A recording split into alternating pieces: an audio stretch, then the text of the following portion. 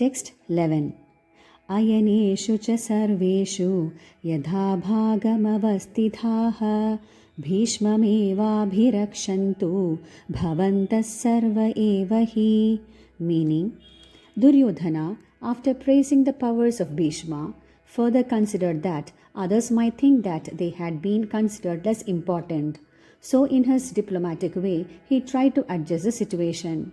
He emphasized that Bhishma Deva was the greatest hero, but he was an old man, so everyone must especially think of his protection from all the sides. He might become engaged in the fight, and the enemy might take advantage of his full engagement on one side. Therefore, it was important that other heroes not leave their strategic positions and allow the enemy to break. He was confident of the full support of Bhishma Deva and Dronacharya in the battle because he well knew that they did not even speak a word when Arjuna's wife, Draupadi, in her helpless condition, had appealed to them for justice while she was being forced to appear naked in the presence of all of the great generals in the assembly. Although he knew that the two generals had some sort of affection for the Pandavas, he hoped that these generals would now completely give it up. So they had done during the gambling performances. Text 12.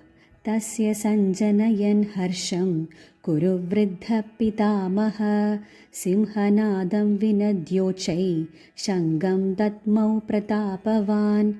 Meaning, the Kuru dynasty could understand the inner meaning of the heart of his grandson Duryodhana. He tried to cheer him by blowing his conch shell very loudly, befitting his position as a lion. He informed his depressed grandson Duryodhana that he had no chance of victory in the battle because the Supreme Lord Krishna was on the other side. But still, it was his duty to conduct the fight, and no pains would be spared in that connection. Text 13. Tadashangascha bheryascha panavaanakagomukhaha sahasaivabhyaha anyanta sashabdastu mulo bhavat. Meaning, after that, the conch shells, drums, bugles, trumpets and horns were all suddenly sounded, and the combined sound was extremely very noisy. Text 14.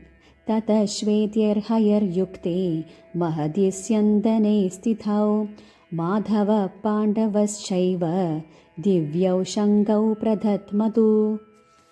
Meaning, the conch shells in the hands of Krishna and Arjuna are described as transcendental.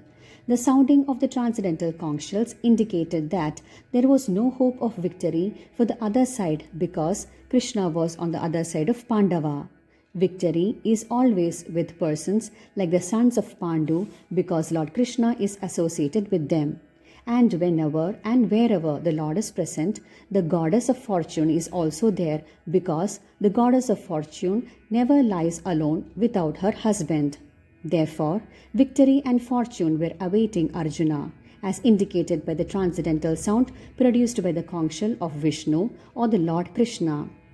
Besides that, the chariot on which both the friends were seated had been donated by Agni, the fire god, to Arjuna, and this indicated that this chariot was capable of conquering all sides wherever it was drawn over the three worlds.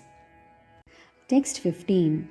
Panjajanyam hrishikesho devadatham dhananjaya paundram dhatmau mahashangham bhimakarma vrigodhara.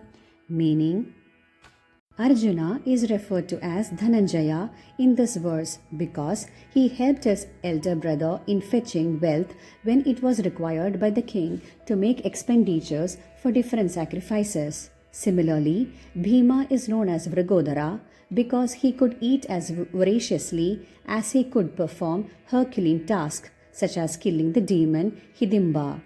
So the particular types of conch shell blown by the different personalities on the side of the Pandavas, beginning with the lords, were all very encouraging to the fighting soldiers. On the other side, there were no such credits, nor the presence of Lord Krishna, the Supreme Director, nor